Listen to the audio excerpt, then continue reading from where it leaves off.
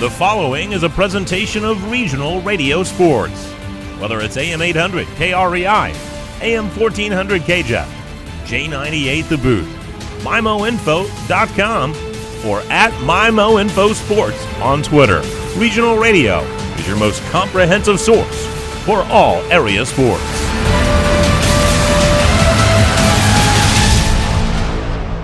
First round of the bracket is all filled out. We're working on round number 2 now, and we welcome you to the 65th Annual Bob Seacrest Jr. Central Christmas Tournament in Park Hills. Thanks so much for joining us. Chad Speaker here, Jacob Vincent right there. We've got Jake back in the studio engineering and operating our game for us today. In fact, we'll have 2 games for you here on the MyMo Info Sports Stream, and then 4 more this afternoon and into the evening on J98 The Boot. Jacob, we were here during the first day and had some fun action, but we didn't get to the real excitement until our final game when Farmington outlasted Potosi. But we've got some matchups today that we really like, and we start off with top-seeded Central. They're undefeated, and not only are they undefeated, but they have been voted by the area coaches as the number 1 ranked team in Class 4. Those coaches poll rankings coming out less than 48 hours ago, and so it'll be Central undefeated going up against Arcadia Valley. Now, they beat Arcadia Valley earlier this year, and they vanquished them by more than 30 points. But AV, well, they're hoping for a revenge tour. They already knocked off South Iron, who beat them previously,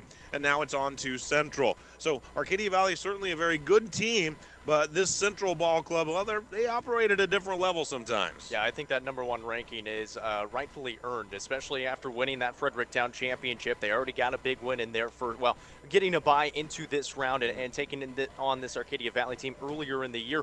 When you look at this Central team, Coach Turnbow talked about it in our preview story. Yeah, you're going to focus on Kimball and Horton, but outside of that, they got a lot of players that can play basketball. They got a couple of freshmen that have stepped up and made some really good plays this year. Chloe Dishbine, one of them. Reagan Bradley has played really well as well. They have a lot of freshmen. Kinley Norris, another one of those that can step up behind Horton and Kimball. And Coach Turnbow talked about we wanted to focus on those 2 in that championship game, and we quickly realized that they are much deeper than just 2 players. Tremendous balance, where AV, well, not so much. They don't really have the same type of balance. They have some other good players, but the majority of the scoring is done by All-Stater Gracie Smith at 22 a game. Nobody else is within double figures. Yeah, Gracie Smith has been phenomenal the last 3 years, and especially this year as well, as our player of the game in their first matchup against South Iron in that revenge tour where they got it started. Beat them by 10. A good South Iron team. They played very well in that game, and she's definitely going to need some help in this game. Haley Pauly, the addition of her at the start of the season, should be helpful. A guard that averaged about 7 points a game last year for South Iron, has picked up the pace a little bit this year,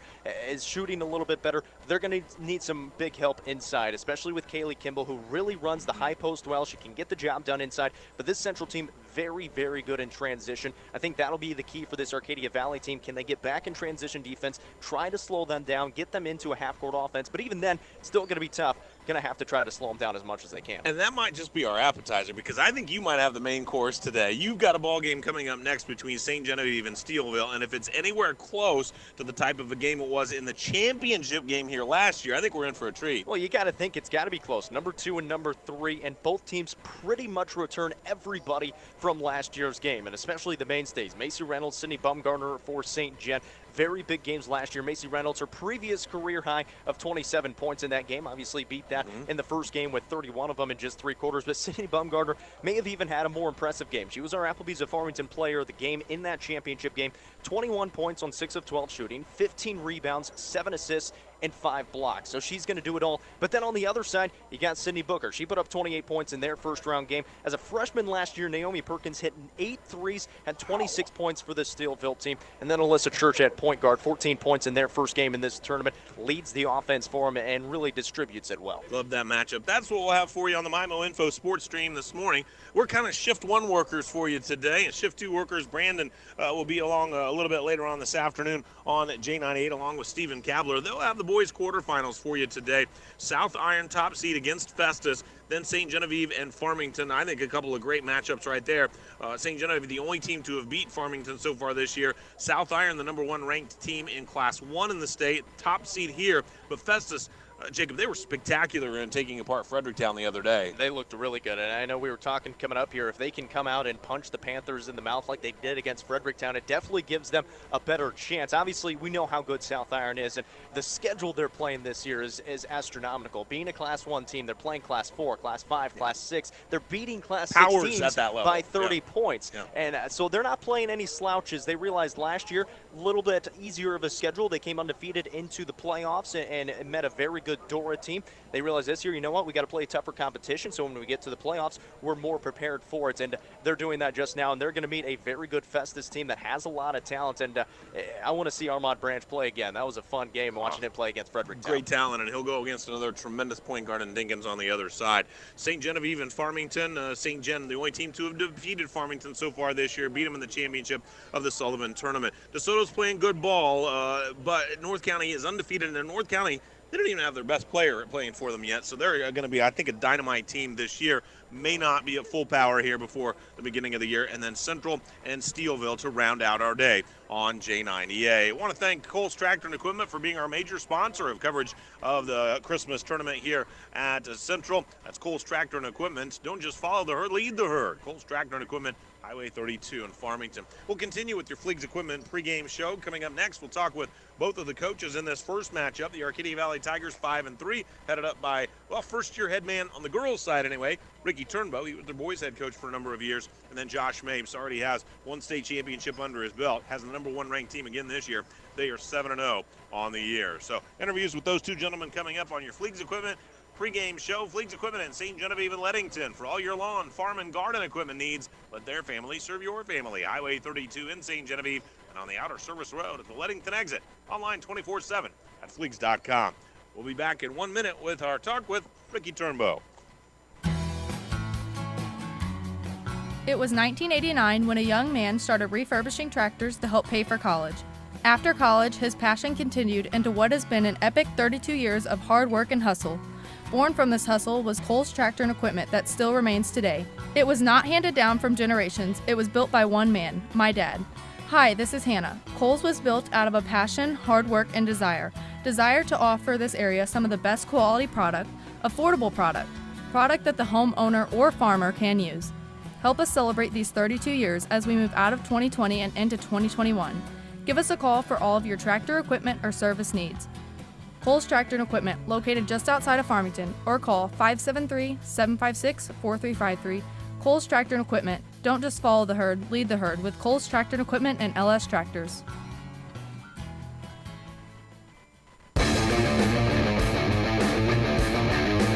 Good to be joined by Ricky Turnbow now on our Fleegs Equipment pregame show, AV head coach. And Coach, I guess it could be a revenge tour of sorts for you. You've only been beat by 3 teams this year. They're all really good. And you were able to defeat South Iron in the opener after they got you the first time around. What were the differences in the first time that you played South Iron and then the last time?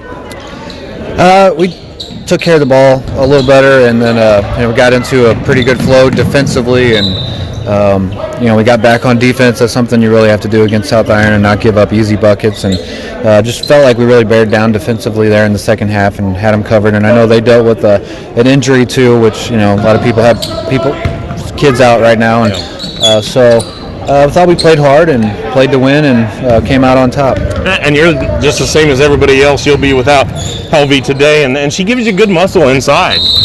Yeah, she does an excellent job for us rebounding, and she gives us some size to try to alter some shots. We're not very big without her for sure, and we're going to miss her. She hustles back on defense, at that 5 spot to help defend the rim. We're going to miss that, so just got to pick up the slack and be ready to go. Well, the coaches put out the rankings this week, and you get the number 1 ranked team in Class 4 Central. And really, they've played like it early in the season too. Yeah, they have. We played them once, and they've got a lot of weapons. And, I think it's a great opportunity for us. How many times do you get to play the number 1 ranked team in the state? So we've definitely got our hands full. They're deep, well coached, and they got a lot of talent. But like I said, so everybody plays for district time, and we're trying to get better. And how else can you get better than playing the number 1 ranked team in the state? So. You mentioned the improvement that you showed against South Iron. Is it partly anyway the same recipe in terms of limiting turnovers and finding a good rhythm defensively? Yeah, absolutely. I think that's the number one thing. The first thing that comes to mind is taking care of the ball. They really, really pressured us last time and had us out of our game and out of whack. So I think it starts with that, and then they're going to give us some trouble with some size problems inside. We're going to have a hard time with Kimball, but we just got to battle and got to be physical on defense and rebound and just try to make it as tough as possible. All right, Ricky Turnbow, Arcadia Valley head coach, joining us on our Fleegs Equipment pregame show. We're back with more right after this on the MyMo Info Sports Stream. It was 1963, and Fleegs Equipment in St. Genevieve was founded as a family-owned and operated business where it remains to this day by our brothers Dave and Herb Fleeg. In 2016, our second location in Leadington opened. Hi, I'm Jason. Fleegs Equipment is known best for selling exceptional equipment such as Case IH, Massey Ferguson, Hustler Turf, Spartan, Vermeer, Cub Cadet, and many more. Fleegs Equipment is also known for outstanding service from the time you enter the door or pick up the phone. Because at Fleegs Equipment, we ask that you let our family take care of your family. There are lots of places to get a mower, tractor, or a piece of equipment, but none with the history or longevity of Fleegs Equipment. We are a proven family with certified technicians and customer service where you're more than just a number. Your business is family tradition here at Fleegs Equipment. Fleegs Equipment, Highway 32 in St. Genevieve and on the outer road in Leadington. Online 24/7 at Fleegs.com. Fleegs Equipment, let our family serve your family.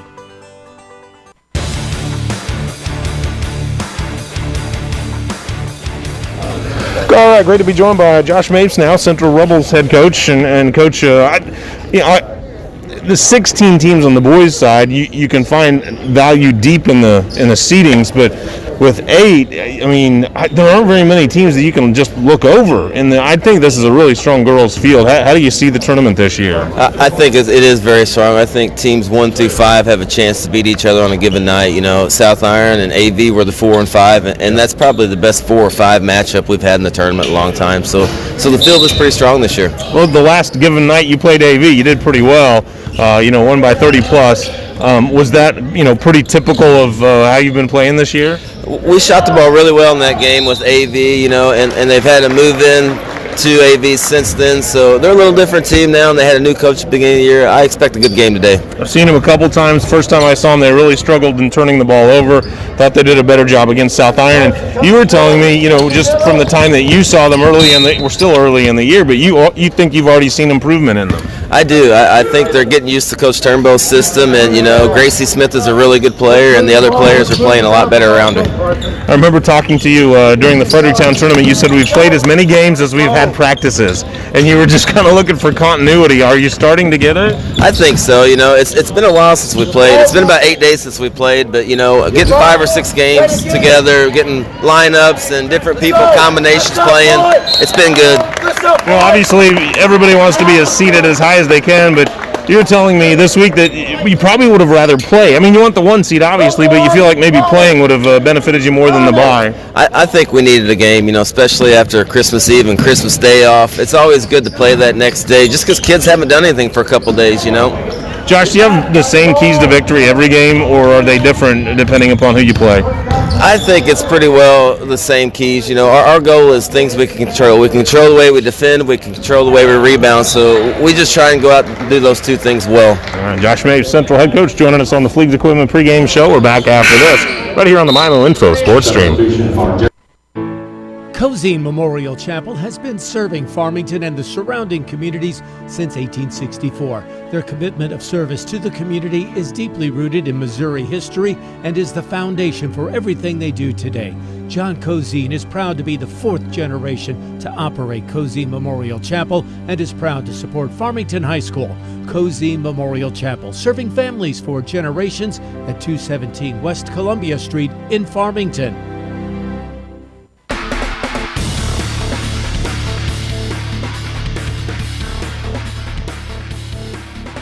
Time to meet our starting lineups, brought to us by Presbyterian Manor, the way you want to live in Farmington, or online at Presbyterian Manor. ArcadiaValleyTigers.org. The Arcadia Valley Tigers will start Lily Jones. She's a 5'7" senior, averaging just a point and 2.5 rebounds on the year. Gracie Smith goes for nearly 22 a game, a 5'8" senior. Haley Pauley is a 5'5" senior and averaging 5.5 points. Also 4.5 rebounds. Alyssa Glanzer, the 5'2" sophomore, just under 6 points per game. Jaden Phelps going to round out this starting lineup, the 5'7" senior, just under 7 points per game for her. She leads them in assists at 3.6. And then, of course, Hannah Helvey, a usual starter, not available today. Central Rebels will put Kaylee Kimball on the floor, the 5'10" senior. She leads them actually in scoring and rebounding on the year, 18 and 7. Sophia Horton right behind her with 17 per game. She's a 5'8" senior. Madison Holmes goes 5'6", the junior, averaging 5 points per ball game. Jessica Holsey is a 5'7" senior at 8 points per contest. And Aubrey Eaton is a 5'4" senior, averaging 7 points per game. We've got AV in their black uniforms with the golden trim. And then it'll be the Rebels of Central with the white uniforms. They've got red numbers with a blue outline and blue numbers with a red outline. Kaylee Kimball going to jump it up, going against Jaden Phelps. Central pushing it from our left to our right. And, of course, that means AV goes from our right to our left. Kimball, a huge part of that volleyball team that was the state runner-up at the Class 3 level. 5'10", she can get off the floor, and she'll have a decisive advantage against Phelps right here at 5'7". Kimball wins the tap, and we are underway. Semifinals on the girls' side here at the 65th Annual Bob Seacrest Jr. Central Christmas Tournament. They get it quickly underneath to Kimball, but the ball is slapped away by Phelps. So Phelps steals the first possession and hands it off to Haley Pauley. Pauley fires it up the floor to the right corner. That's for Glanzer. Glanzer right back out to Pauley. And Pauley surveys the defense, work it over the right wing. Ball in the hands of Glanzer. Now they go to the left side. This is Jones. Jones over to Glanzer. Josh Mapes said that they are not going to play a junk defense against Gracie Smith. He anticipates just a straight-up man-to-man. We'll see how that all plays out as the jumper is missed by Phelps. Smith, by the way, did not touch the ball that complete possession. Good ball movement here by Central. They work it to the left corner, and a three-pointer is away, but missing by Horton. The ball is loose on the deck on that parquet floor, and taken away by Arcadia Valley. Pauley has the basketball, drives it, kicks it out. Jones 17-footer. That won't go. Battle for the rebound. And we're going to keep it on the left baseline, but we'll see who the foul goes against. I think they're going to whistle against Phelps against Arcadia Valley. Yeah, I just tried to go over the top of the rebound there. So far, what I've noticed defensively for AV, what I really like, they're trying to double down low on Kaylee Kimball. However, the thing they're going to run into, you got Sophia Horton on the outside, and you saw it right there. Kimball, a really nice seal, left Horton on the outside open, but so far, working pretty well early. There's Kimball on that left elbow, works it out outside of the arc to Eaton. Aubrey drives down the right side of the lane, throws a bouncer underneath, intended for Horton, but she can't clamp her hands on that one, and it'll go back to Arcadia Valley. Full court pressure, though, by Central, so Central can put this on when they score it, but if they turn over the basketball, they can still put on that full court pressure to try to create something. This time, the ball is put in play and loose on the deck. Going to be a tie-up right here, and the alternate possession keeps it in the hands of Arcadia Valley. Luke Turnbow, a longtime head coach on the boys' side for Arcadia Valley, switched over to the girls' side. He's got a couple of daughters, young daughters, 6th grader, 5th grader, and he said, I eventually was hoping I'd get to coach them at the high school level. I didn't know if the girls' job would ever open up again, so I jumped at it, and so he'll get a chance to coach his daughters. Here's Gracie Smith now, driving to the free throw line, but she turns it over. Tried to squeeze a pass through a gap that wasn't there, and now Central's on the run. They fire it up to Kimball now. Kimball got down to the baseline, tried to reverse and back up on the shot, but the ball slapped away from her by AV. AV's on the run, right side layup, missed it.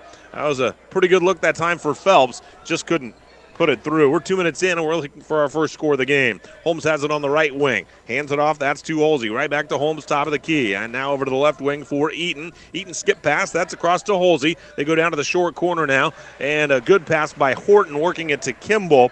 That short corner, I think teams are utilizing that short corner more than ever before. You get it deep almost behind that backboard. The defense closes out. You have a good angle to pass to the block for an open post player. So a 2-0 lead for Central, and a wide open layup, that time by Jones, turns into a blocked shot. She had it but hesitated, and Central got there to swat it away. Ball in and out of the hands of Horton right there. And Horton lost it out of bounds, but it's slapped away and off of AV, so it's Central basketball. Well, now we get our first look at Olivia Dunn, a junior, and Chloe Dishbine, a freshman. Dishbine has been nothing short of impressive, at least in the first time that I got to see her against this AV team. Really commands herself well for being just a freshman, especially on a #1 team in the state. Averages 5 points a game off the bench, scored 6 the last time these two played one another. Horton launches the 3, misses that one. Backside rebound by Molly Cook. We talked about Helvey not being available for AV. Cook, the sophomore, off the bench. She gives them a good, steady, tough presence down in the paint. Yeah, gave some really good minutes against South Iron. Played the majority of that game down there in post and did a pretty good job. There's a lob to Polly. Polly works from the high post to the low post, and a nifty little drop step by her to get an open look and drops it through. So Haley Polly gets on the board, and we are tied at 2-2. And for Central, now they haven't played a game in about 8 days. You heard Coach Mapes in our pregame show say we really would have rather played than have a bye in that first round. I don't know if Coach feels like they're knocking off a little rust or not, but we're tied at 2, 3 minutes in. So Arcadia Valley has the basketball. Phelps has the ball picked clean from her by Horton, then turns around and fouled her. Otherwise, it was going to be an easy, wide-open layup by Horton. Nice job by Horton to turn around and offer to help Phelps back up off the floor. Phelps declines, but then does Pat Horton on the side. So not only good play, good tough play, intense play, but good sportsmanship demonstrated there as well. I was just going to say before that, Tigers are playing some really good defense and doing a really good job of not fouling right before that one right there, but a good foul nonetheless. So it is Central basketball. They put the ball in play to Holsey over on that right wing. She backs up, finds Dishbine. Dishbine's out between the circles now, puts it on the right hand, and once again works it over to Holsey on the right side. Back to Dishbine at the head of the circle. A bouncer to Eaton, working underneath Kimball. And once again, there's that short corner pass to Horton, who's deep along the baseline, and then plays it out into the court of play once again. And Kimball's got a great avenue and alley to bank it off the window for 2. So it's Kimball 4, and right now Arcadia Valley 2. And finally the ball works its way into the hands of Gracie Smith, who was then fouled at midcourt. And this is where they struggled in that first game against Central, getting past that full court pressure. You see Gracie Smith trying to dribble through it. It's tough to beat a press when you're just trying to dribble through it. If you get a couple of passes, it's going to be much, much easier. Worst way to do it usually, unless you have one of those jet quick point guards that can just run the slalom through the whole thing. Those are rare to come by, though. A 4-2 lead for the Central Rebels. Kaylee Kimball with all 4 points for Central. Smith gives it up. Now works her way down to the left low post. Circles back around, trying to pick up a screen. Work it to the right corner. This is Glanzer with the basketball. Glanzer out to Pauly. Pauly driving. Goes to the left hand, kicks it out. Jones. Jones for 3. Missed it just long. Pauly with a rebound and a left elbow jumper. That won't fall. She hits the deck late. And there's the call. Looks like they're going to call it on the shot, so she'll get 2. Yeah, got bumped by Olivia Dunn. I like the putback. He got the defense off guard. It's a good shot for her. She likes that 15-foot jumper from the elbow that time, and usually is able to knock it down, gets bumped on it, has a couple of freebies coming up. So at the free throw line, this is Haley Pauly, 63% from the foul line on the year. You mentioned Jacob, I think, earlier in our pregame show. A transfer from South Iron, a welcome addition for this team, huh? Yeah, and a welcome addition of her free throw percentage going up as well. Just a 50% free throw shooter a year ago for that Panther squad. Obviously much improved to start out this year. Knocks down the first one. Pauly dips it, flips it, and she hits it. Nothing but nylon for Haley Pauly. And we're tied at 4 apiece. So kind of a low-scoring affair here early on anyway. And Kimball gets it. Turnaround jumper, right low block. That one won't go. Horton has the rebound. Fires it over the top of a triple team. Misses that one. Backside rebound. The stick back this time will go down. So great stick-to-itiveness on the backboards. And Olivia Dunn gets the bucket and going to the free throw line looking for the three-point play. That's what makes this Rebels team so threatening. You got Kimball on the initial shot. You got Sophia Horton, your 2-guard, coming in, and she rebounds very well. Then you also have Olivia Dunn, who comes off the bench. She gets a rebound, puts it back up, takes the contact, makes the shot as well. It's just so much depth, and Coach Mapes not afraid to use those subs either. Central and I think St. Genevieve and maybe a slightly lesser extent Steelville, all with just supremely deep teams. You get past the final or the top few performers, and yes, you know, they're the top few for performers, but you pay too much attention to them, somebody else is going to burn you on either one of those squads. The Central scoreboard is trying to confound me. They put number 40 up there as the player foul for the last 5 minutes, and I've searched frantically through all my notes to find that number 40. There isn't one, and so that's why I don't know who the last foul was on. Nevertheless, just letting you know. 3:39 remaining here in the first quarter, and a 7-4 lead for the Central Lady Rebels, the number 1 ranked team in the Class 4 level. The coaches releasing their poll, their first poll of the season, less than 48 hours ago. Arcadia Valley with a 2-3 zone right here. Rebels with a basketball. They'll play catch around the perimeter. That's Dishbine. Then the top of the key to Holmes. Now Dishbine skips it over the top to Holsey. They work to Horton in the short corner now. She works it back up to Kimball, and the ball is slapped out of bounds by Pauly, but they're going to catch Pauly for the foul, just getting Kimball on the wrist. And well, that's really the only play on either side that's been consistently effective, is getting it into the short corner to Horton, and then you work Kimball from either across the low post to the other side or the high to the low, and gets a pass in an area where she can shoot the basketball. And now the inbound play, they find Kimball right in the middle of the lane, wide open, and she rattles that one home. You got to know where she is. Well, that's a play that I don't understand how opposing teams don't see that coming. They run that every single time underneath the basket. You have to put a body on Kaylee Kimball on an out-of-bounds play, because she is going to get it 10 feet from the basket in the middle of the lane, and she's going to knock it down 9 times out of 10. Traveling violation, that's a pretty good percentage. Traveling violation against the Arcadia Valley squad, and we go right back to Central. Central now on a little 5-point push over to the left wing, and Horton rattles home the three. Sophia Horton gets on the board for the first time, and we've got a 12-4 ball game. Central out front, and a timeout by Ricky Turnbow and Arcadia Valley. We'll take it with them, and we're back in a minute right here on the MIMO Info Sports Stream. I'm sitting here at Pizza 101 South in Bonne Terre with owner Dustin. And Dustin, I got to tell you, I am absolutely impressed with just about everything here. Thanks, Mark. We're pretty excited about the work we've done here. I tell you what, the pizza is awesome. The wings are amazing. And don't get me started on all the pastas, the salads, and the other appetizers. We're pretty proud of our food and our selection that we have here. People can come in, they can dine in, they can carry out, and they can pick up from our window. Well, you've got me sold. Pizza 101 South in Bonne Terre. It's the place to be for great family food and fun. Gilster Mary Lee is now looking for owner-operators with their own authority and insurance to pull Gilster trailers round trip from their plants in southeast Missouri to thousands of locations across America. Weekly dependable settlements with a fuel card for significant discounts at the pump. Toll and scale devices are also available if needed. Everything is dry freight on 53-foot vans. Paid downtime and no-touch freight. You will support a private fleet for strictly round-trip lanes. Call Mike Welker at 800-851-5371, extension 3246. Time now brought to you by Patsy's Furniture. Here's a wide open layup for Arcadia Valley. Hey, that was a nice timeout utilized by Ricky Turnbow. He said, hey, let's run somebody long. That'll be uncovered, and then they'll have a layup. That's a good idea. A 12-6 ball game now, Central on top. Holsey has a wide open look at a triple, misses that one. Battle for the rebound, and there's a struggle now for it. And the alternate possession, we'll keep it right there with Central. But, Pauly has to feel like she's in there in a forest looking up at Kimball, giving away 4 inches there, and just trying to fight her tail off to get a rebound. Yeah, the Rebels outsizing, out-hiding Arcadia Valley by quite a few inches, especially when Molly Cook is not on the floor for them. A lob in for Eaton. Now they get it to the head of the circle. And that's to Holmes. Skip it over the top. Right wing, Holsey. Back to Holmes. Holmes tries to enter it for Kimball. A little reaching foul. I think they're going to catch Glanzer right there. And that'll be the first one on Alyssa.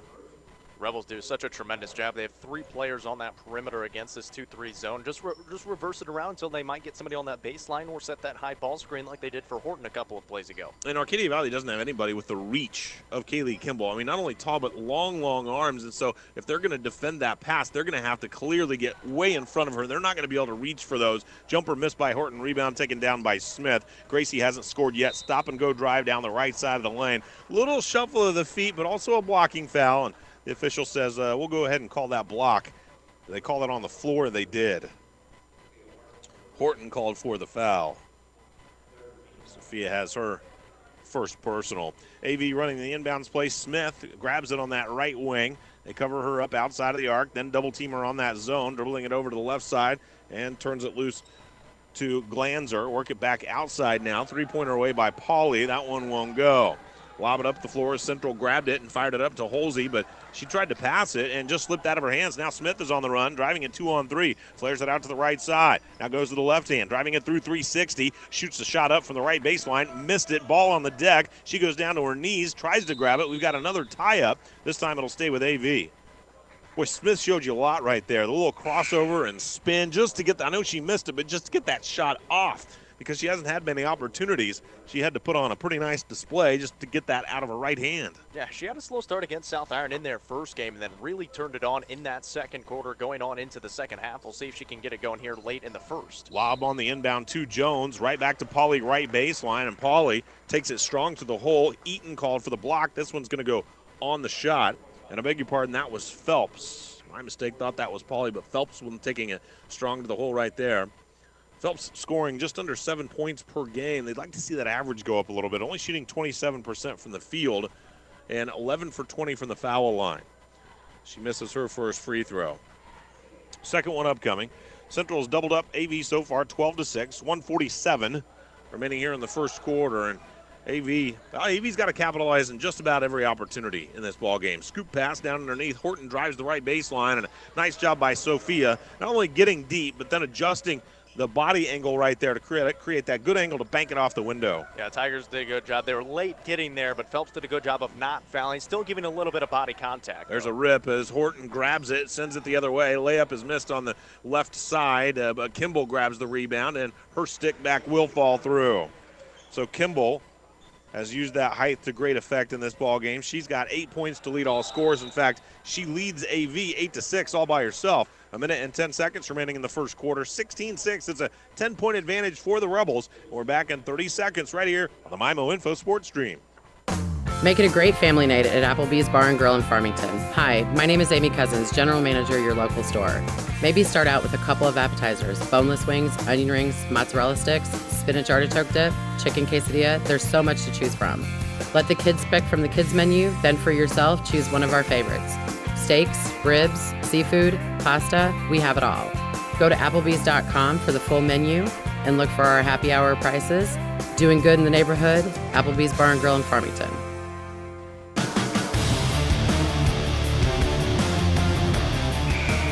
Timeout brought to you by Patsy's Furniture. You'll love to shop at Patsy's on St. Joe Drive in Park Hills. Jacob and I were talking there during the break.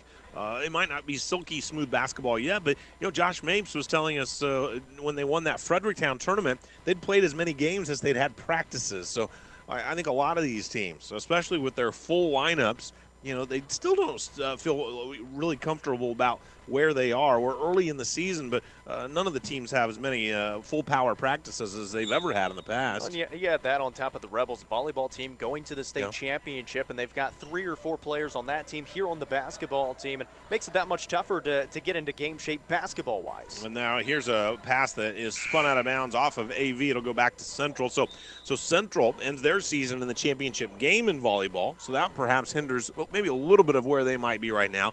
As far as Arcadia Valley, they ended their volleyball season under quarantine. So, maybe even a worse proposition there. Yeah, but then on the turn side, they had a lot of time to prepare for this basketball season with that being done. Kimball out to Horton on the left wing. Dishmine now at the head of the circle. Bullet pass down underneath and into the hands of Dunn. She misses the shot from the right low block. Rebound taken down by Arcadia Valley. This is Gracie Smith at the head of the circle. Eyes the three. Now plays a pass over to the right side for Jones. Gracie asks for it back. She's covered up, though, and a lob to Phelps. Right wing, she's way outside of the arc, 30 feet out with 30 seconds remaining in the first quarter of play. Phelps had a nice drive to the bucket earlier, but missed both free throws. Finds Cook down on that right wing. Work it to Glanzer, back to Cook. Cook with her heels on the three-point arc, misses the 19-footer. 15 seconds remaining in the first quarter. The rebound ripped down by Kaylee Kimball. Kimball now pushes it over to her guard over on the right side, Dishbine. Dishbine to Horton, back to Dishbine, top of the key with 6. Dishbine finds Horton with 4-3. Three-pointer away. Off the side of the iron, missed it. Rebound taken down by Jones. And Arcadia Valley can't squeeze off a shot before the end of the first quarter of play. Central leads it 16-6 after 1, and a bullet point as Gracie Smith, averaging 22 a game, yet to score in this one. She had 17 the last time these two met. We're back on the other side of this 1-minute timeout on the MyMo Info Sports Stream. It was 1963, and Fleeg's Equipment in St. Genevieve was founded as a family-owned and operated business where it remains to this day by brothers Dave and Herb Fleeg. In 2016, our second location in Leadington opened. Hi, I'm Jason. Fleeg's Equipment is known best for selling exceptional equipment such as Case IH, Massey Ferguson, Hustler Turf, Spartan, Vermeer, Cub Cadet, and many more. Fleeg's Equipment is also known for outstanding service from the time you enter the door or pick up the phone. Because at Fleeg's Equipment, Equipment, we ask that you let our family take care of your family. There are lots of places to get a mower, tractor, or a piece of equipment, but none with the history or longevity of Fleeg's Equipment. We are a proven family with certified technicians and customer service where you're more than just a number. Your business is family tradition here at Fleeg's Equipment. Fleeg's Equipment, Highway 32 in St. Genevieve and on the outer road in Leadington. Online 24/7 at Fleegs.com. Fleeg's Equipment, let our family serve your family.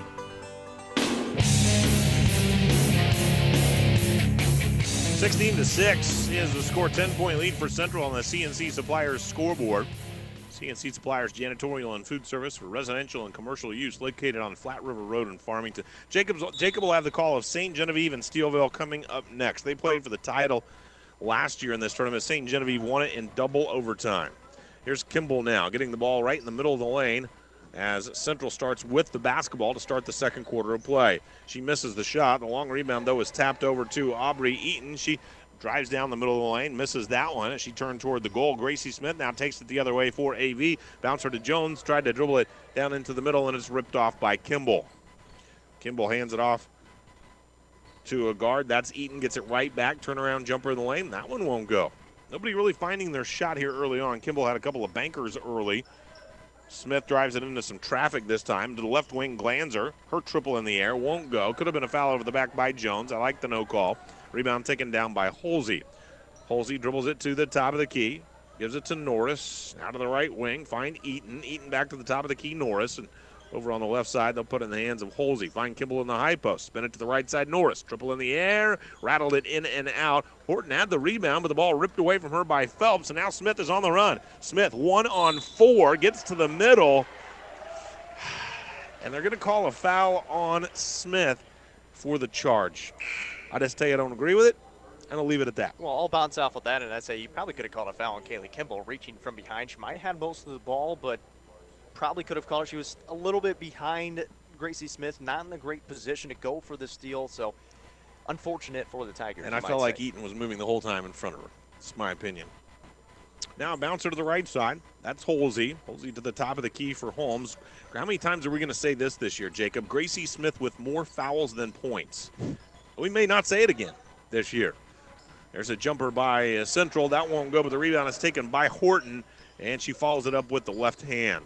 Horton signing recently with Lindenwood, Division II school in St. Louis, St. Charles to be more precise. 18-6, the lead for Central, and AV just hasn't been able to find many open looks, but this time they do, as Jaden Phelps bombs in a three-point make. That's her 10th three-point make of the year. She leads the squad in three-point make. She's got 5, and 18-9 is the score now with Central on top. 6 minutes remaining here in the second quarter. Your Parkland Health Mart Pharmacy halftime show coming up at the break.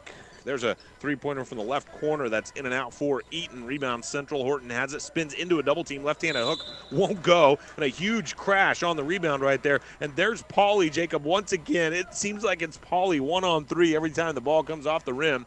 And she managed to somehow corral it this time. And they call a foul it's got to be against Central, doesn't it? Yeah, they call it against Eaton.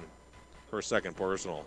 Pauly just got crushed. Well, it looked like Coach Turnbow was almost complaining. He thought they called it on Arcadia Valley, too, and now he gets the explanation from it. I was going to say, though, Haley Pauly, coming from a Class 1 school, not as tall, but she's used to playing kind of down there in the post, kind of banging up against those smaller bodies, being at a smaller school like that. So she's used to this. Might not be very fun, but she does a pretty good job of it. Well, and being in the Final Four, no matter what class you're in, she's gone against high-level players, too.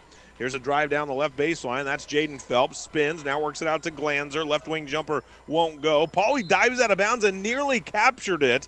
Another great hustle play by I think the more I watch Pauly, I think the more I appreciate the type of intensity she brings to the floor. Well, you love Jacob Jarvis on Farmington. She's almost a player like that, and that's how she played for South Iron last year. A bigger role this year for the Tigers.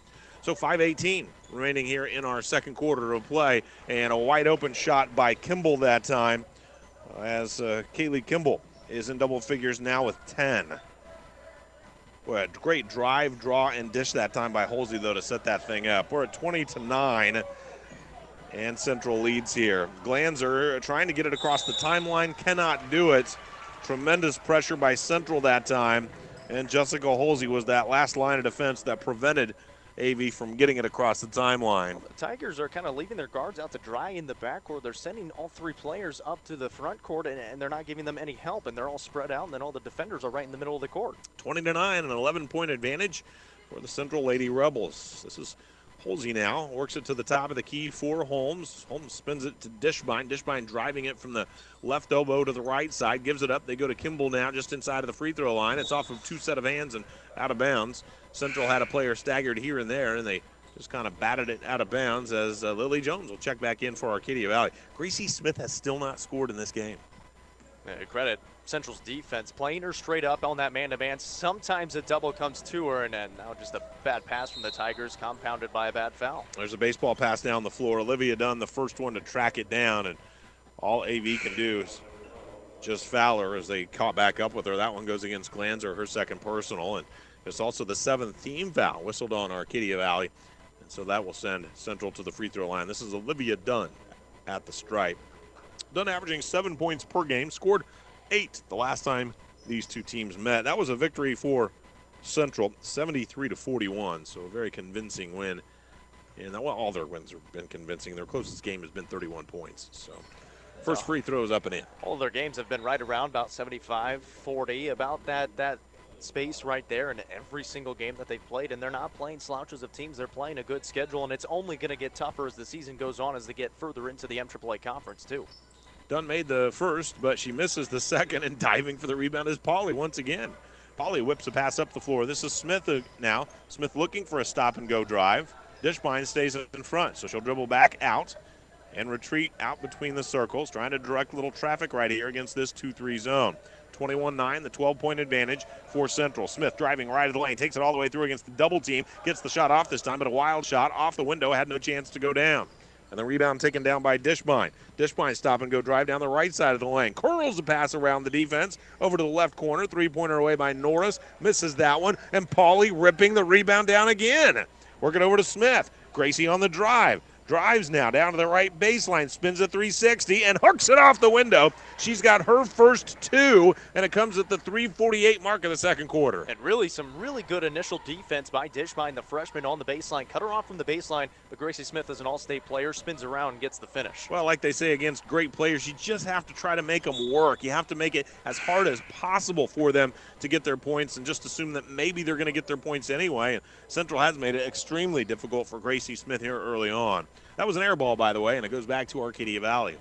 Dishbine getting a little greedy on the top of the key there, but she's played very well and plays well on both sides of the court. Full court pressure by Central. Arcadia Valley still with a little trouble trying to get this across the timeline. Glanzer does finally bounce it across to Cook.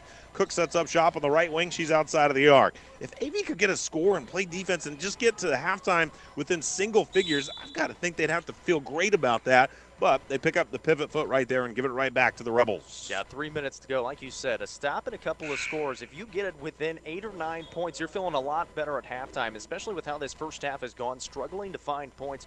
You got to start it with the defense. What I've liked Gracie Smith is trying to do, she's not settling for outside shots. She does that a lot. She'll go inside, try to get the scoring going in there, and that'll open up more for the outside, too. Smith only 29% outside of the arc this year, but I mean, she's the focal point of every defense. They'll run double and triple teams at her, and I still think she translates really well to the college level. And when she gets on the floor with some of those other players. Now she drives 1-on-3. Right hand to the left hand. Pops out on the other side of the defense. Takes it down to the left baseline. Oh, a beautiful bounce pass for Smith underneath. Did everything but score it for Cook.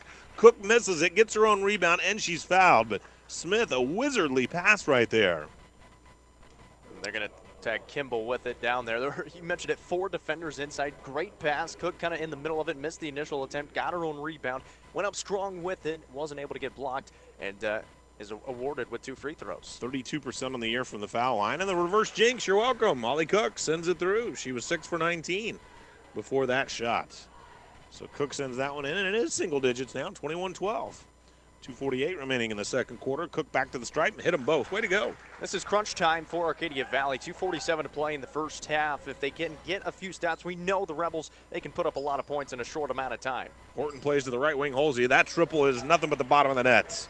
Jessica Holsey has the highest percentage on the team, in fact, from the three-point line this year, shooting 30%. Little Euro step that time for Smith. Gets to the left hand.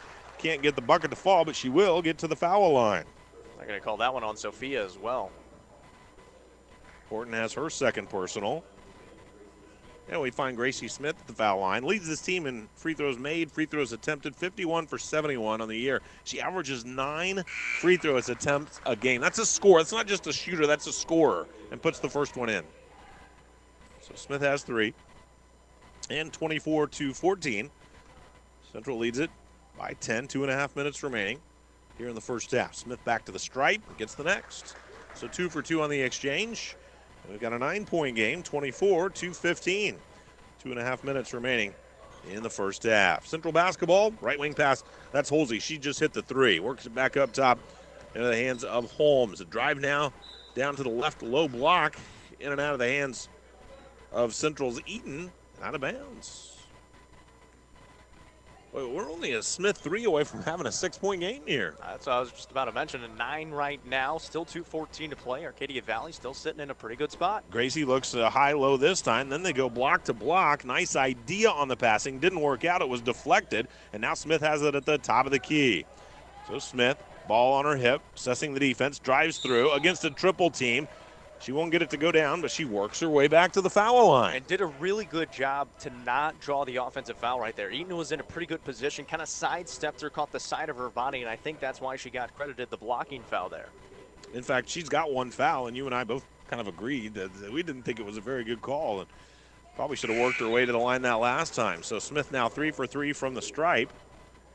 As she hits that one, the foul goes on Eaton. That was her 3rd. So Gracie back to the foul line. Averages 22 points per ball game. She's 4 for 4 from the stripe now with 6 points in this one. They've got a 7-point game, 24-17. And we're just under 2 to go here in the second quarter. Central basketball, Dishbine pushing it to the right wing. Holsey outside of the arc. A lob now to Kimball. Kimball looking mid-low. The ball is deflected, and Smith now has it. Gracie pushing it across the timeline. Shifts into second gear. Pulls up. Now tries to scoop it up and in. And this shot is blocked out of bounds. Josh Mapes wanted to travel on that drive. Didn't get it. But it'll be Arcadia Valley basketball right at the bucket along the baseline. Hey, he's got a really good argument there. I think she definitely took an extra step there, and Arcadia Valley on the fortunate side of the no call. She utilizes that Euro step, and sometimes I think she maybe gets into Asia a little bit.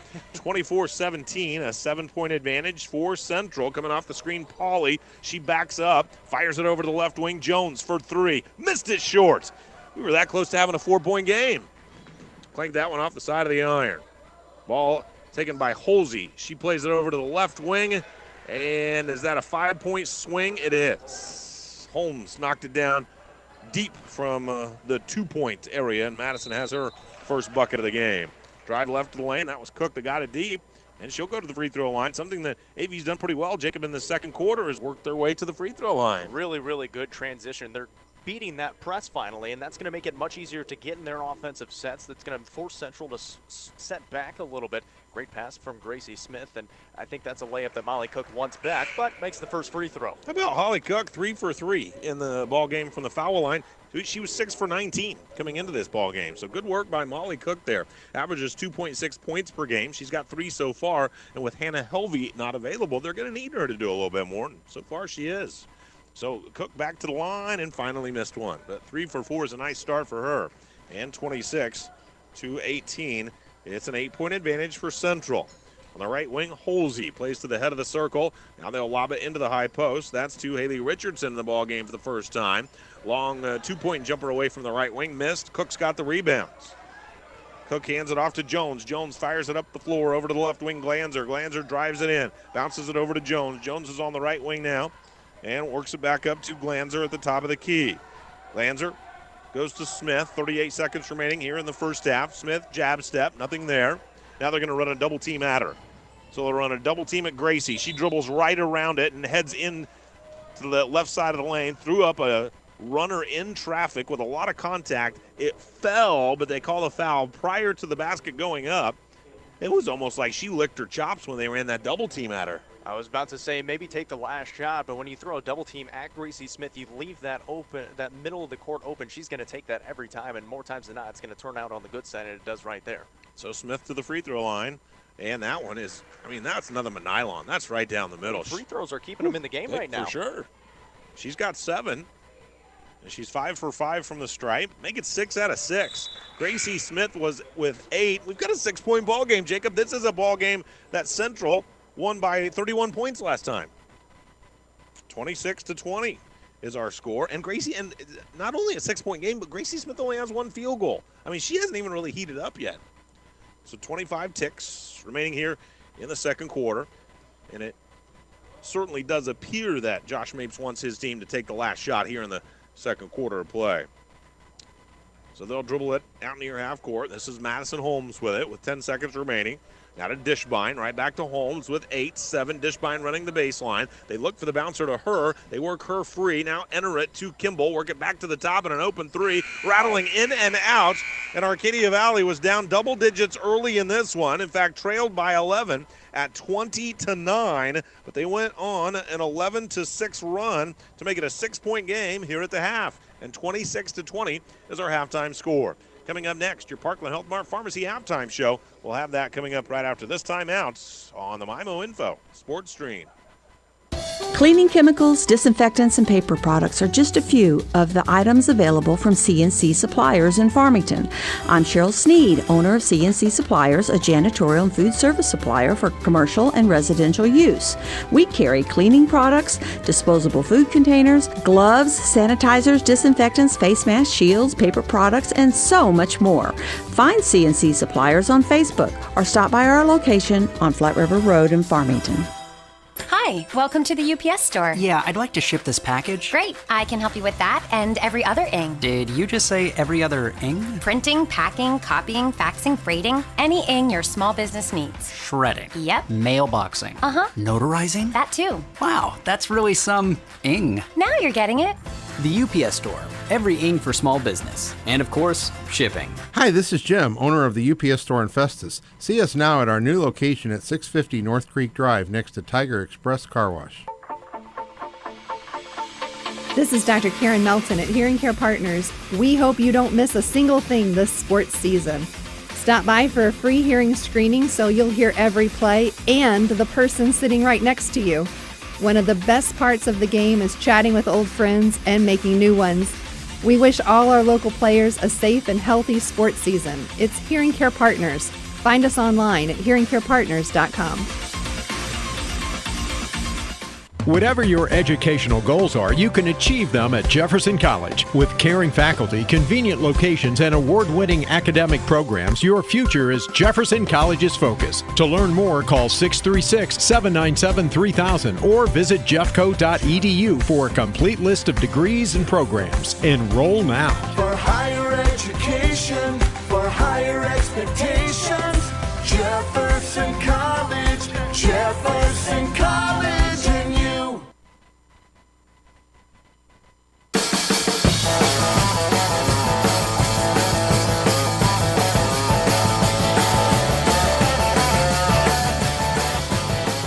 Low block, that one won't go. Horton has the rebound, fires it over the top of a triple team, misses that one. Backside rebound, the stick back this time will go down. So great stick-to-itiveness on the backboards, and Olivia Dunn gets the bucket and going to the free throw line looking for the three-point play. So Central Rebels lead by 6 here at the break, but they were on top by 11 midway through that second quarter play. They were on top 20-9. Central outscoring Arcadia Valley 16-6 in the first quarter. But AV gets the better of the second quarter of play as AV outscores Central 14-10 over that frame. They went on an 11-6 run to close the gap a little bit here at the break. These two teams played earlier this season, and Central beat up on Arcadia Valley 73-41. The Tigers, they fell down by double digits in that first quarter, and you kind of wondered if this game was headed in the same direction, but then they recovered. They started attacking the paint and working their way to the free throw line, and they've made a game of it here at the half. In fact, Arcadia Valley is 11 for 14 at the free throw line in the first half. Central only 2 out of 3. So even though Central has the better of it on the field goals, Arcadia Valley working its way back in this ball game by getting to the foul line. In fact, Arcadia Valley with 8 more free throws made than Central even attempted. So that recipe turned out to be a good one for Ricky Turnbow's team in that first half of play. Let's go ahead and break down the scoring for you in this one individually. And Kaylee Kimball leads all scores with 10. Sophia Horton has 7. 3 points for Jessica Holsey. Madison Holmes with a pair. Olivia Dunn scored 4. The Arcadia Valley Tigers are led by Gracie Smith. She did not score a point in the first quarter, but she had 8 in the second quarter, 6 for 6 from the foul line. Jaden Phelps scored 5, 4 points for Haley Polly, and Molly Cook has contributed 3. So that's what the scoring looks like on your Parkland Health Mart Pharmacy halftime show right here on the MyMo Info Sports Stream. We'll take a look at the rest of the bracket coming up today. Yeah, we've got 5 more games for you. On the stream, we'll have 1 more game, and that's that girls' semifinal between Steelville and St. Genevieve, and then 4 games coming up on J98 later today. We'll take a peek ahead at what's to come from the Central Christmas Tournament on the other side of this 2-minute timeouts right here on your MyMo Info Sports Stream. Hi, this is Brad Smith at Lucas Smith Chrysler Center, your local home of the no bull deal. The word local, you've heard the phrase shop local, buy local, but do you really think exactly what that means? When you shop here at Lucas Smith, you put your trust in the hands of all of my employees who also eat, play, work, live, and shop local. Jefferson County is their home too. Why drive for miles when you can buy what's right here in your backyard? All we ask at Lucas Smith Chrysler is to give us the chance to earn your business. Please shop local, and remember, Lucas Smith Chrysler Center in Festus. There's no joining fee at your Jefferson County Family YMCA. With your membership comes a lot of additional services as well at no charge. With a household membership, your YMCA provides no additional cost childcare while you work out, and all other memberships include unlimited group exercise classes, as well as the Wise Gymnasium, the indoor pool with lap swimming, and aquatic classes too. So sign up today and take advantage of their no joining fee offer till January 31st. For more information, call the Y or sign up online at gwrymca.org. And remember, your memberships can be used at any of the 23 area YMCAs.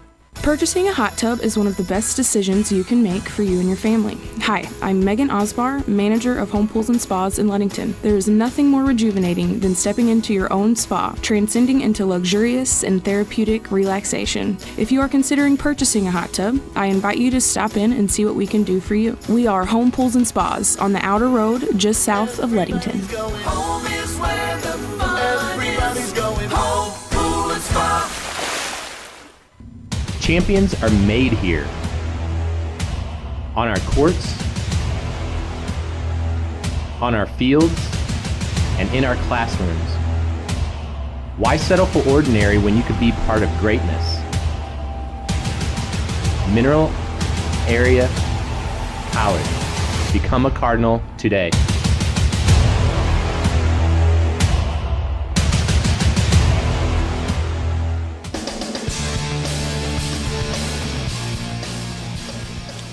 Our thanks to Jake Reed. He's in studio today, engineering our game for us right here on the MyMo Info Sports Stream. Jake will be in on our next girls game as well. And then a little bit later on this afternoon, Hunter Grebe going to be working with Stephen Kabler and Brandon Pavlino on the boys action yet to come. We'll break that down for you as we peek ahead at the Hearing Care Partners broadcast schedule. Hearing Care Partners, they listen so you can hear. Coming up next, St. Genevieve going against the Steelville girls, and a game that this could be a thriller. They met for the championship at this tournament last year. It took double overtime before St. Genevieve staged an amazing comeback and knocked off Steelville in that one. And so that hopefully we're going to get the same type of game as we did last year in that one. And then we've got 4 boys games, quarterfinal action going on today at the TJ Foulon Fieldhouse. The top seed South Iron seeing their first action at the first round bye. They'll go against a Festus team that was so impressive in the first round with that 8-9 win over Fredericktown, 67-22. So South Iron and Festus, I think that one's going to be a good one. St. Gen and Farmington meeting after that. St. Genevieve, the lone team to have defeated Farmington so far this year, and because of that, St. Gen earned the 4 seed, Farmington the 5 seed in this tournament. North County the number 2. And that's scheduled for about a 7 o'clock tap time. They'll go against DeSoto. North County got a first-round bye. DeSoto, a 1-bucket victory over Hillsboro, 54-51 yesterday. The Central boys, they're the 3 seed, and they took care of Crystal City yesterday, 81-49. In the nightcap tonight, they will go against Steelville, and 6-seeded Cardinals defeated Jefferson 70-39 yesterday in that final first-round game. So you've got South Iron Festus, St. Genevieve Farmington, then North County DeSoto and Central against Steelville, all later today on J98. On the left side of the bracket, the Jefferson boys advanced in the consolation round against Crystal City earlier today. They had a chance to tie that with a wide-open 3 and just missed it. So Jefferson moves on. They will play Hillsboro. Hillsboro lost to DeSoto in the first round by those 3 points yesterday, and they'll have the bye on the backside of the bracket. Those two will play Jefferson and Hillsboro tomorrow at 12:30. How about those Central JV boys? Got a victory over Potosi on the left side of the bracket, 77-73. Harlow Kid had 37 points in that one. He was fantastic.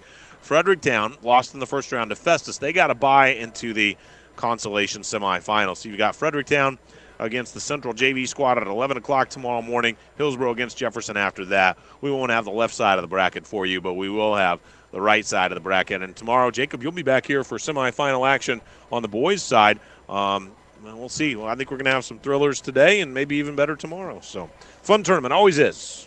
Always looking forward to it. Let's thank a few sponsors now. American Heritage Abstract in Deloge, Applebee's of Farmington, Auto Plaza of Farmington, and BMW Convenience of Fredericktown, CNC Suppliers, Flat River Loop in Farmington, and Coles Tractor and Equipment of Farmington, our major sponsor for our coverage of the 65th Annual Central Christmas Tournament. We're underway for the second half coming up here in just a moment. Thanks so much for joining us for the Parkland Health Mart Pharmacy halftime show. Central's got the lead 26-20. And they'll have the basketball as we return to play. In the third quarter, they'll be pushing it from our right to our left as Jacob and I look at and describe the action to you. Arcadia Valley in a 2-3 zone. Rebels put the ball in play to Madison Holmes, and we're ready to go in the second half. Quick bouncer into the high post for Kimball. Missed the shot, then outfought 3 Tigers for it and spins it in. That's just a rebound that if you're Ricky Turnbow, you've got to say, hey, she can't make that play. We had 3 bodies right there. Well, not only that, Kimball's the first option on that, but Sophia Horton wide open in the other corner as well.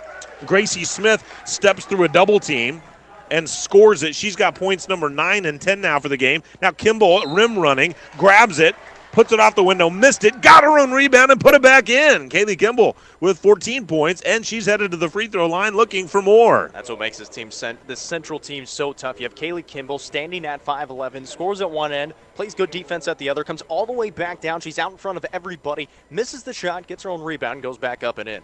And once again, if you're Ricky Turnbow, you have to say, hey, not only did she not have that rebound, but the tall girl beat everybody down the floor and got an easy bucket on the other end.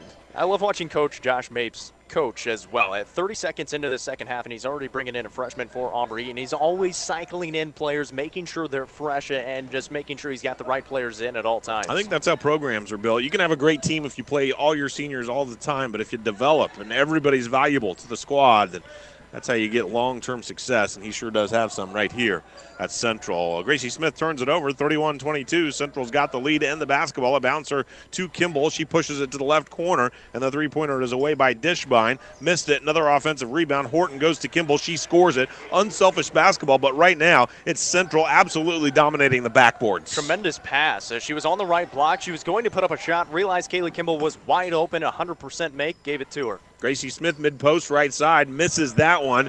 It's a shot she makes most of the time, but AV does pull down the offensive rebound out here, and they fire it back out to Smith at the head of the circle. So AV, after getting beat badly on the backboards, does manage to pull down an offensive rebound right here. Smith's got an open 3 if she wants it, steps into it, and missed it off the front lip of the iron. Kimball has a rebound. She'll bring it up the floor on the dribble. Fire it up ahead for Holmes. Holmes attacks, and the ball's ripped off from her. Phelps comes out of the pack with it. 33-22. Central leads by 11. Smith, an open 3, didn't want it. Drives down the middle of the lane, scoops it off the window, and got it to go. So impressive. Switching from the right hand to the left, mid-shot almost, and goes up with the left hand and is able to finish. So, Central pulling away, and AV manages to come back and make it a 9-point game. This one goes hard off the window, hits Pauly on the knees and out of bounds, and Dishbine and Pauly help each other up off the floor after they both dive for the basketball. And you can tell that's one thing they've worked on is rebounding. They realize they're the shorter team, and that's one thing they struggled with in that first matchup. And so far, keeping it close because of that, and then making their free throws as well. That was the big thing in the first half. Sure was, as Arcadia Valley went 11 for 14. Central was 2 out of 3. So Central made the ones when they got there, but it was AV making 8 more free throws than Central even attempted in the first half. 33-24 the score. Ball is on the deck, fought for, players diving for it. And now a drive by Horton down the middle of the lane. Scores over the top of a double team and headed to the free throw line looking for more. Yeah, just tough right there. 50-50 ball comes into the hands of Sophia Horton and makes the right play, makes the shot through some contact. So this match is the largest lead for Central. They've been up by 11 a couple of times here, 20-9, then 33-22, and now they've got that 11-point margin working for them once again. And Horton is at the free throw line trying to make it 12. She's a good bet to do it at 80% at the line, and the old jinx is in effect as she missed that one. Diving for the basketball, Jaden Phelps hands it off for Haley Pauly. Pauly and Phelps playing catch. Phelps over on the right wing, down to the right corner. She finds Cook. Cook with one left-handed dribble. Tries to find a teammate at the foul line, does. Glanzer. This is Glanzer now driving. And a loose ball tracked down at midcourt by Phelps. 5.5 minutes remaining in the third. Phelps drives in. Not sure what she was doing with the basketball, but she lost it as Horton rips her off, takes it the other way, and Horton throws a bounce pass to her teammate Dunn, who scores it. You know, that's 2 buckets that Horton easily could have had here in the third quarter, gave it up to a teammate. Yeah, a really nice, unselfish play, and just tough for Haley Pauly. She was kind of alone on an island trying to guard both positions. Thought she did a pretty good job, but it was 1-on-2. 37-24. Central leading it by 13. Free throw line jumper by Pauly. Misses that one. Glanzer has the rebound. Tries to fire it over the defense. Can't do it. And now a foul on Phelps as she tried to scrap it away from Olivia Dunn. I'm not saying Horton was a selfish player ever, because she wasn't. But you know what? Having that scholarship already signed, she didn't have to look for any points. She can really develop herself as a complete player. That's one thing I've noticed this year, I think a little bit more than last year. Still a tremendous scorer, but like you said, looking for her teammates more. Kaylee Kimball is the focal point of the offense this year, and rightfully so. Yeah. We see it right there. A good pass to the baseline, wide open for a layup. She just has so much size and is able to do so many things. Sophia Horton is so smart at the game of basketball. She can see those before it happens and makes them happen. 19 points for Kimball. A foul on the floor is Gracie Smith. Took it down the right side of the lane. Doesn't it seem like every time Gracie Smith heads to the bucket, she's got 3 or 4 defenders right in front of her? 39-24, a 15-point advantage for Central. It's their largest lead of the game. They won a previous meeting between these two by 31. AV basketball right of the bucket along the baseline. Put it in play to Glanzer in the right corner. And Glanzer curls around a screen by Smith. Smith not working to get open at all, just kind of standing there.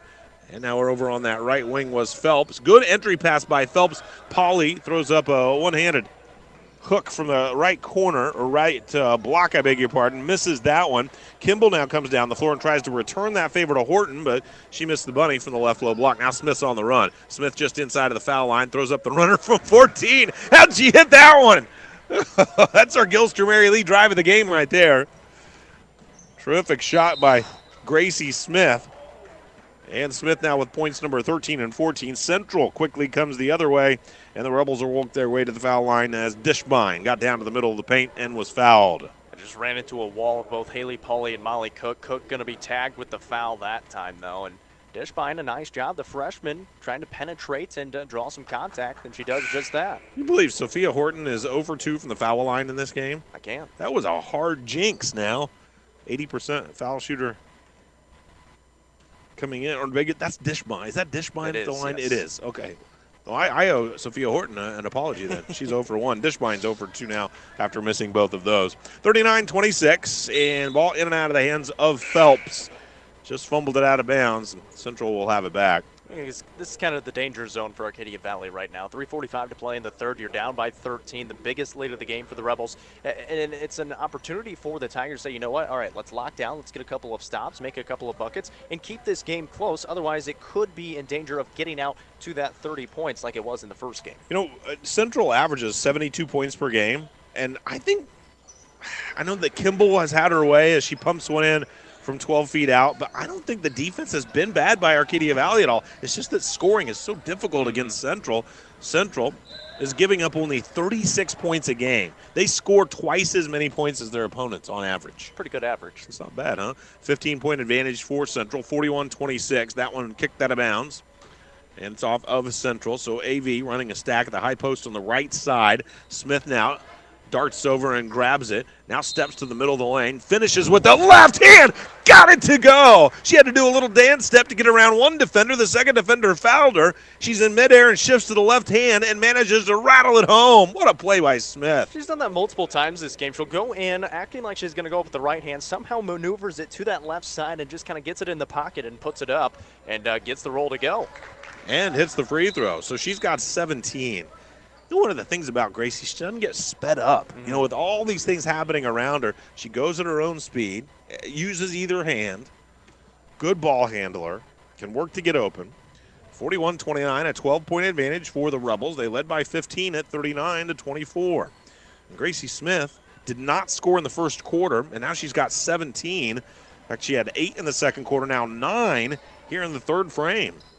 3:05 remaining in the third quarter.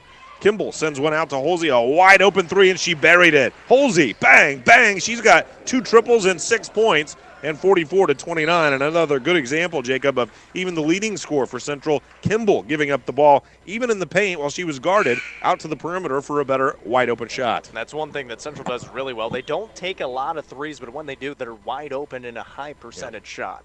44-29, Central leads by 15 as they've turned Arcadia Valley over again. AV sags back in that 2-3 zone. And there's Central coming across the timeline with Madison Holmes. An overhead pass, Holsey, right wing, another wide open three, misses this one. Rebound is tapped around, finally gained by Cook. Cook hands it off to Gracie Smith. 44-29. Central with a lead right here. Smith passes to the left wing. That's for Glanzer. Glanzer, a bouncer to Cook. Head of the circle. Open three, but they don't want her taking that one. And now over to Jones. Lily Jones dribbles to the head of the circle. Finds Pauly. Pauly's on the right wing.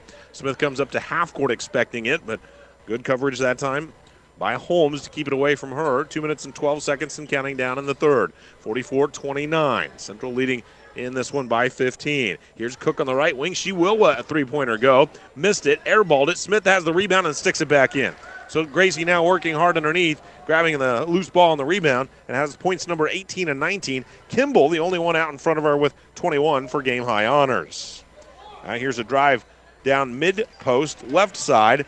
Eaton lost it, but the loose ball squirts free for Dunn, who then just turns and banks it in for 2. Yeah, did a good enough job, kept the dribble and just kind of shoved it through. Gracie Smith drives, turns this one over, and it's out in front of the pack as Kaylee Kimball glides in for the easy layup. Points number 12 and 13. She did everything but dunk that one. And 48-31, a 17-point advantage for Central. Loose ball picked back up by Arcadia Valley. Gracie Smith with 19 of her team's 31 points. She's triple teamed on the right low block. Pitches it backwards to Jones. Three-pointer missed. Kimball has the rebound. And a little nickel dimer to Cook. You almost wish they just let that go because it doesn't affect the play at all. I think you can just play it on. Yeah. Technically, they're right. I was going to say, you kind of have to call it. Kimball had the position, had a good box out, and Cook just kind of came down on her shoulder and just kind of a silly foul and put the refs in a bad spot. Patsy's Furniture time out on the floor now, 48-31. Central leading Arcadia Valley, and we're back in a minute on the MyMo Info Sports Stream. Are you in the market to buy or refinance a home? Hi, Paul Hale here with New Era Bank. And at New Era Bank, we make all of our loan decisions locally. And once the loan is closed, you'll make your payments locally. Therefore, if you ever have an issue with your loan, we're here to help. Our trusted loan officers can help you navigate the sometimes complicated process of home financing. Visit any of our branches today or our website at www.newerabank.com for more information about buying a home. New Era Bank, member FDIC, equal housing lender. Hey, if you haven't been to Patsy's Furniture in Park Hills lately, then you haven't been to Patsy's Furniture. Man, the selection is as good now as it's ever been. And that's saying something. Seriously, stop by and say hi to Chris and Jamie. The first thing you'll notice is just how nice they are. They won't hard sell you at all. They'll just let you look around and offer you help when you need it. And we're talking about really nice furniture, too, from some of the best-known brand names in the business. Hey, maybe that's why Patsy's Furniture is my only stop when I do my furniture shopping. Patsy's Furniture, right off Highway 67 at the Parkway Drive exit. You'll love to shop at Patsy's.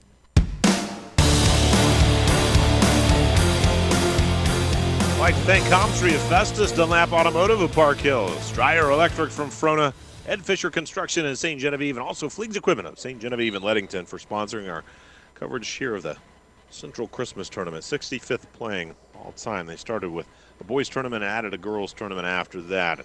24 teams come here to the TJ Foulon Fieldhouse. Always a great time. 48-31, a 17-point advantage for Central as they have the basketball with 56 seconds remaining here in the third quarter. Rebels keeping it out along the perimeter, and a little gamble that time for Jones. Tried to steal it. Couldn't quite get there in time, and still the ball controlled out along the perimeter. But Jones does come in the second time on a pass attempt and does swipe it away. So AV now has it back with 37 seconds remaining here in the third quarter. Smith calling for the basketball. Thought about the three, pulls up at the free throw line and buried it. What a great decision that time by Smith. And her mid-range and driving game is just so much improved from last year. I feel like last year she was taking a lot of deep shots, worked on that mid-range and getting to the basket in the offseason, and it's paid off a lot. 21 points for Smith. Shoots 49% for the field. 48-33. Central leads with 10. 9. They've got it at the head of the circle. That's to Dishbine. Dishbine over to the right wing, Holsey. Holsey back to Dishbine with 4. 3. Dishbine drives in just in front of the free throw line and got it to sneak over the top of the rim. Chloe Dishbine with her first score of the game, and she puts Central on top by 17 as we head to the fourth. 50-33. The Rebels lead the Tigers. We're back in a minute on the MIMO Info Sports Stream. Worry-free, hassle-free. Isn't that the way you want to live? Imagine not having to mow your lawn or worry about leaky pipes. Imagine checking the chore list and living those adventures you've always wanted to. Imagine having peace of mind knowing you are taken care of no matter what. Well, you don't have to imagine anymore.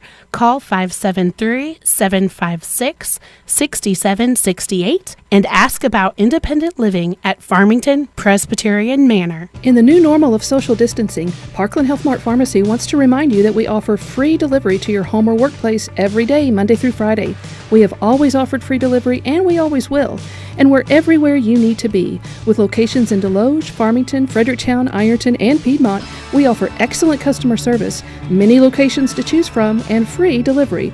Google us for the location nearest you, or visit us online at parklandrx.com. Local pharmacy at its finest, Parkland Health Mart Pharmacy.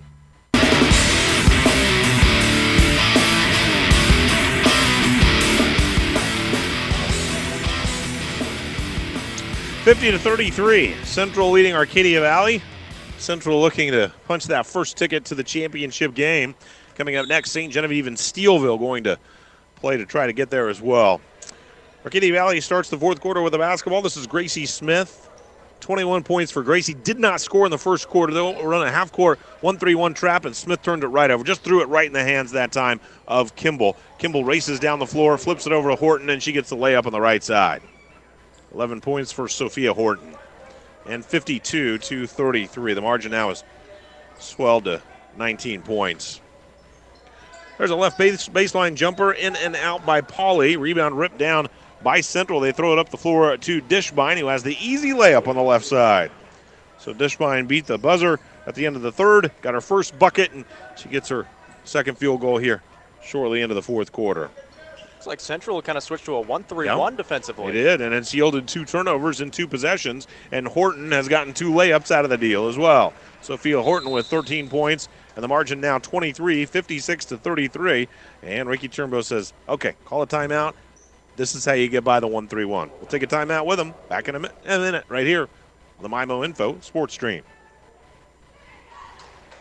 Actually, we'll keep it right here on the stream, and we have a few of our sponsors we'd like to thank as well, and they include Home Pools and Spas of Leadington, Hearing Care Partners from Farmington, Goggins Drilling of Park Hills, Gilster Mary Lee, and Gifford Lumber from Farmington, Gateway Regional YMCA from St. Louis, Ford and Young Funeral Home of Perryville. The first time these two met, it was a 31-point advantage for the Central Rebels. Arcadia Valley went down early in this one. They went down by 10 in the first quarter. They went down by 11 pretty soon after that in the second quarter, but by halftime they had it down to a 6-point game.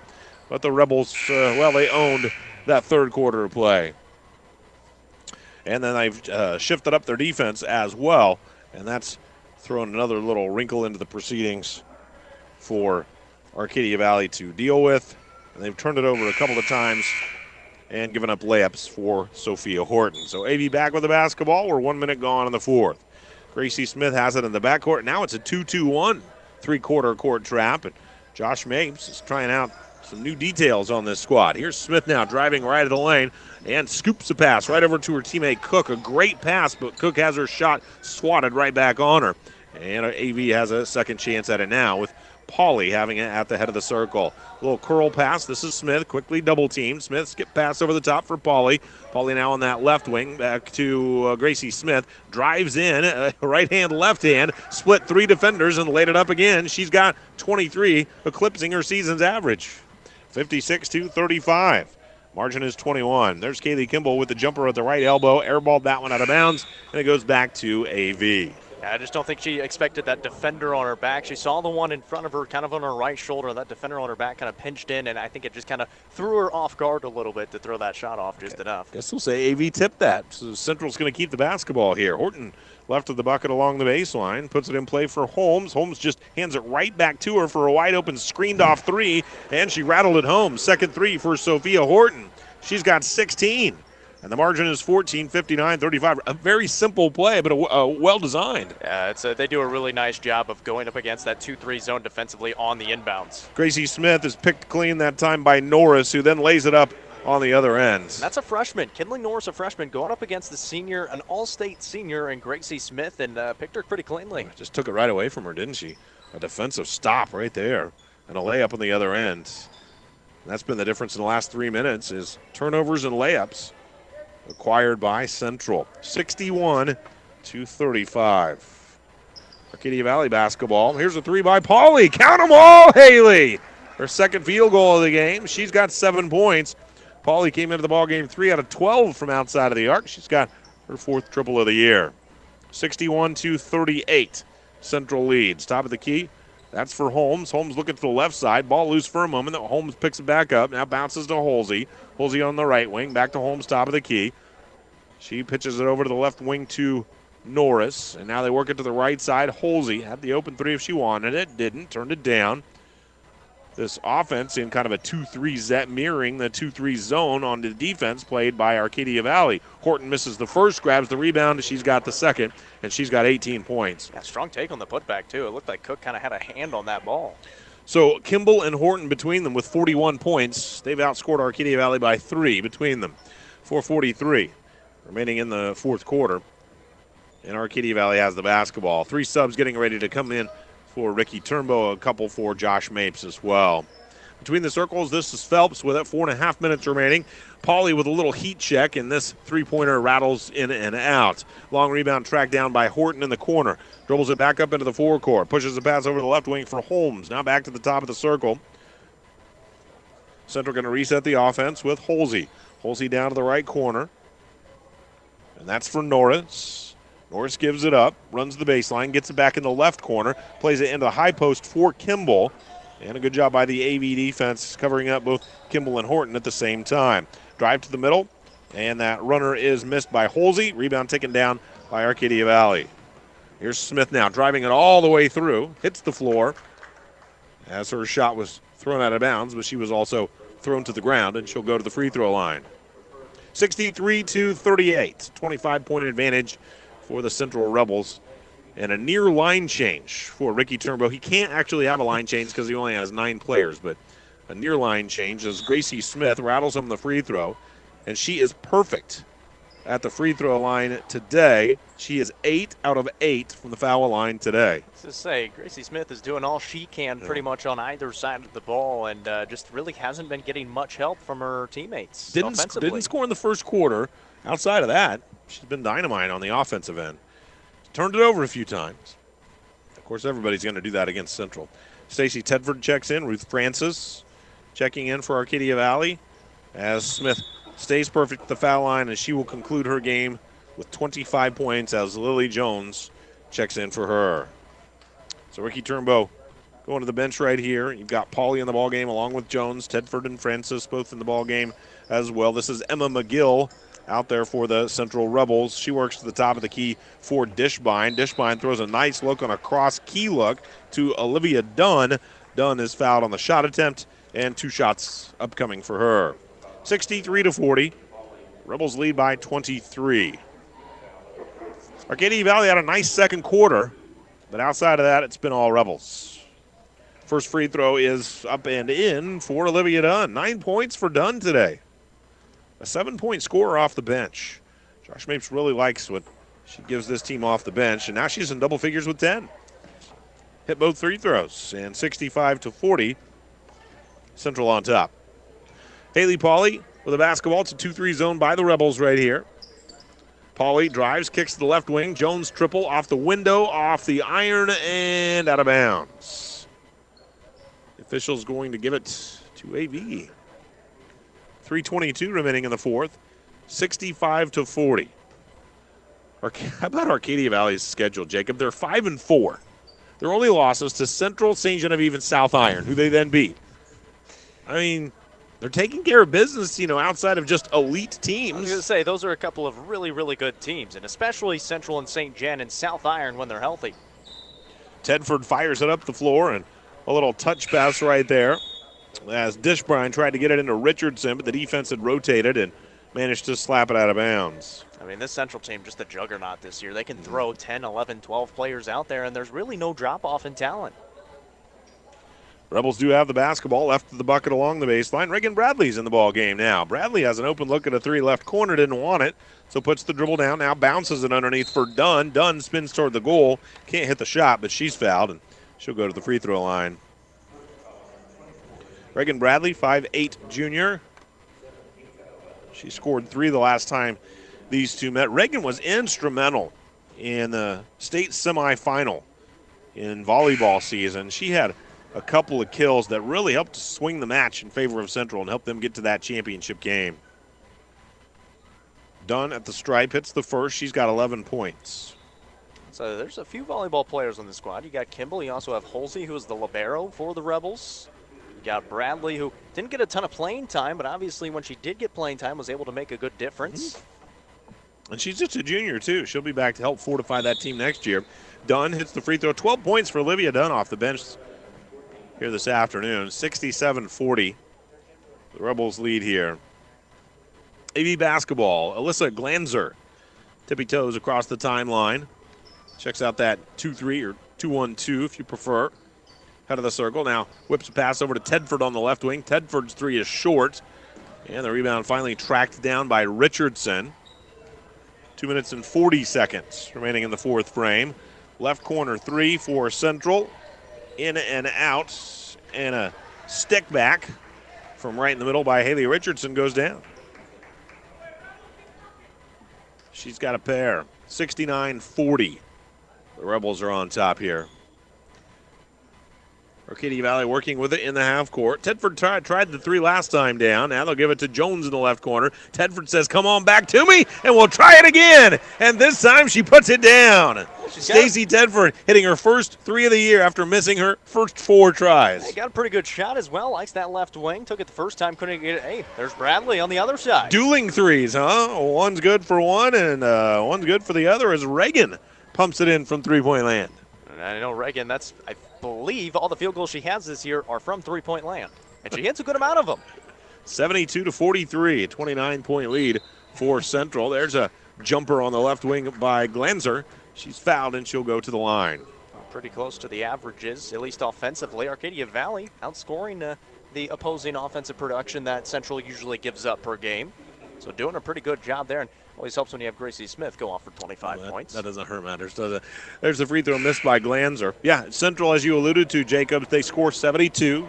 They're right on their average now, but they give up 36. So Arcadia Valley's done a little better in that respect than I guess you would say, the average opponent for Central. Glanzer back to the stripe. 0 for 3 from the foul line on the year and gets her first one. So there you go. So Tedford has her first 3. Glanzer has her first made free throw. And hey, get the lid off that bucket and move on down the road. Bigger and better things. There's the travel. That was called late, but was called. And AV will have it back. I thought about giving it to her. a minute and a half remaining here in our first contest of the day. We've got 6 games for you on the air right here on the MIMO Info Sports Stream with the girls semifinals and the boys quarterfinal action all on J98. The pass anticipated by Central, but a foul is called. So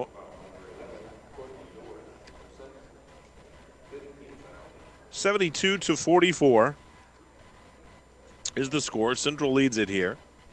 I think we have some JV players in now because there's not a number 11 on the varsity roster. So we have a mystery rebel out there.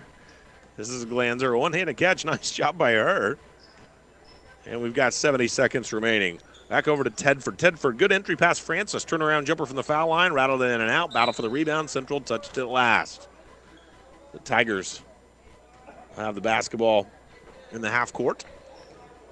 Trailing 72-44. Victories by Arcadia Valley over Perryville. A couple over Potosi. So a couple of good wins there. St. Pius and then the win over South Iron in the opener of this tournament. So we've got some nice wins, and their only losses, certainly nothing to be ashamed of. South Iron Arcadia Valley basketball. They work it to Glanzer wide open in the left corner. Misses the shot there. Emma McGill comes out of the pack with the dribble. McGill pulls it up. Overhead pass to Bradley. Bradley into the high post and a nice high-low look that time. And another bucket for Central. That's a really good offense run there. You got Bradley on the outside. You get it at entry post into the high post and throw it right back down to the low post. And just a really nice job for this Central offense with some of the JV players, reserve players coming off of the bench. Well, that's the same stuff the varsity was running. You know, JV comes out and duplicates that in the three-point play. So 75-44. And that starts the active clock, 45 seconds remaining. AV comes up, maybe their last possession. One or two more here. Dribble lost for a moment by Tedford. She regains, works down to the left corner. Glanzer. Glanzer tries to throw a pass into the mid post on the left side. There's a tie-up, and it'll go back over to Central with half a minute remaining. 75-44, the Central Rebels ranked number 1 in the state by the coaches at the Class 4 level, will improve to 8-0 on the season. And what a tough schedule played by Arcadia Valley. You play Central twice. You play St. Gen, who could possibly be ranked by the end of the year. You play South Iron, who is ranked in class number 1, and you beat them as well. So it's a very tough schedule by Arcadia Valley. They're beating the teams they should, and they've already beaten a ranked team. So definitely not a slouch that this team is. They're just taking on one of the better teams in the state today. Maybe the best. We'll wait and see. 75-44, our final score. The Rebels now 8-0. Arcadia Valley falls to 5-4. And coming up after this 1-minute timeout, we've got your Home Pools and Spas post-game show. Hi, this is Jan. Thanks for calling Toyota. Hi, Jan. I heard Toyotathon is on. It sure is. We've got great year-end deals on Camry, RAV4, Tundra, Highlander, and more. Do you hear that? That would be my mom. I'm home for the holidays, and apparently she's still eavesdropping on my calls like she used to. What was that again about year-end deals? Mom. Oh, I'm sorry, honey. Okay. And did I mention every new Toyota comes with Toyota Care, our 2-year or 25,000-mile maintenance plan? It's happening again. Dad, hang up the phone. Toyotathon is on now. Come in today. Tell your mom. Current offers end January 4th. Toyota Care covers normal factory scheduled service for 2 years or 25,000 miles, whichever occurs first. See your participating Toyota dealer for details. Toyota, let's go places. See Twin City Toyota, I-55 at the Herculaneum Auto Mall exit, or visit them online at twincitytoyota.com.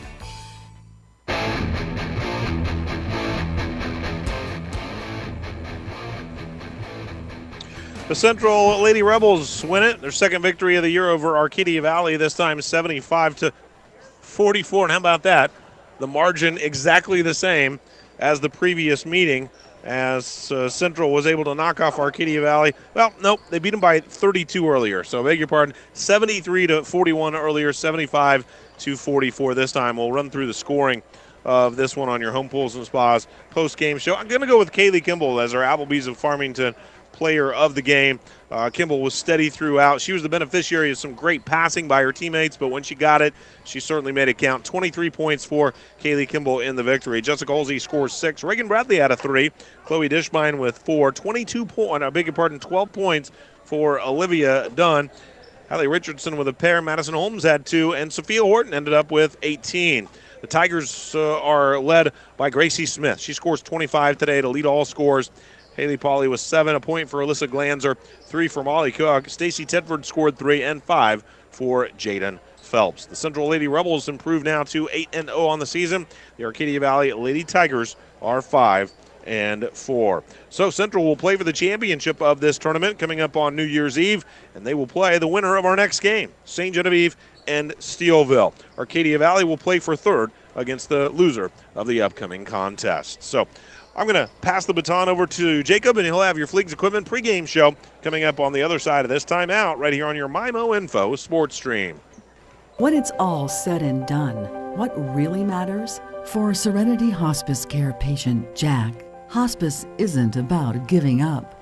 It's not about the end. It's about right now. It's about spending precious time with the people we love. Come on, Grandpa. And the little moments that create lasting memories. It's focusing on what's important to you and remembering life is beautiful in all stages,